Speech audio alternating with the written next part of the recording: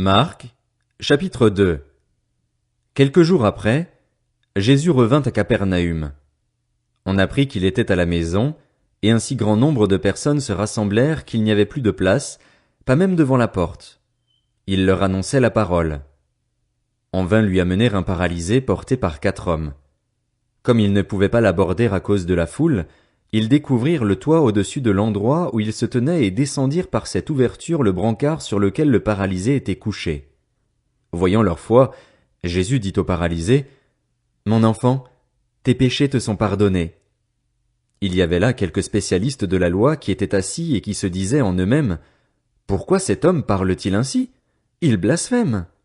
Qui peut pardonner les péchés, si ce n'est Dieu seul? » Jésus sut aussitôt dans son esprit qu'ils raisonnaient ainsi en eux-mêmes, et il leur dit, « Pourquoi raisonnez-vous ainsi dans vos cœurs?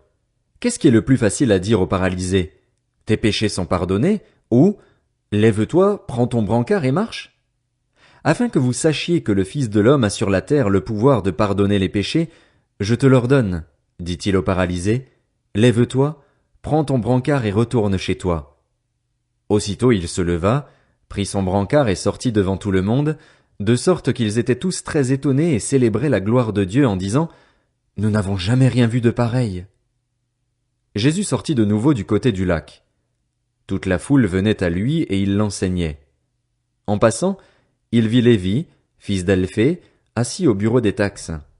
Il lui dit, « Suis-moi. » Lévi se leva et le suivit. Comme Jésus était à table dans la maison de Lévi, beaucoup de collecteurs d'impôts et de pécheurs se mirent aussi à table avec lui et avec ses disciples, car ils étaient nombreux à le suivre. Le voyant manger avec les collecteurs d'impôts et les pécheurs, les spécialistes de la loi et les pharisiens dirent à ses disciples, « Pourquoi mange-t-il avec les collecteurs d'impôts et les pécheurs? » Jésus, qui avait entendu, leur dit, « Ce ne sont pas les bien portants qui ont besoin de médecins, mais les malades.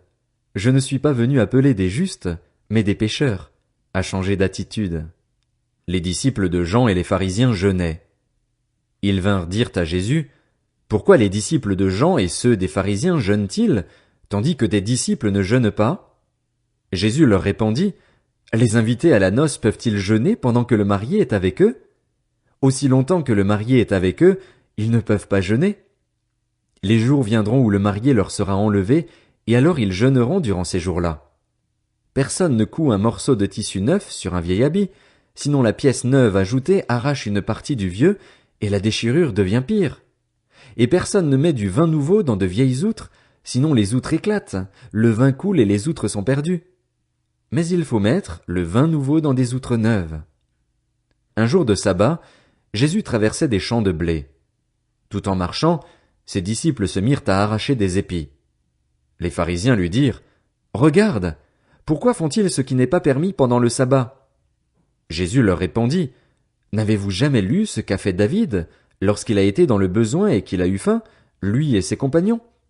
Il est entré dans la maison de Dieu, à l'époque du grand prêtre Abiatar, a mangé les pains consacrés qu'il n'est permis qu'aux prêtres de manger et en a même donné à ses compagnons.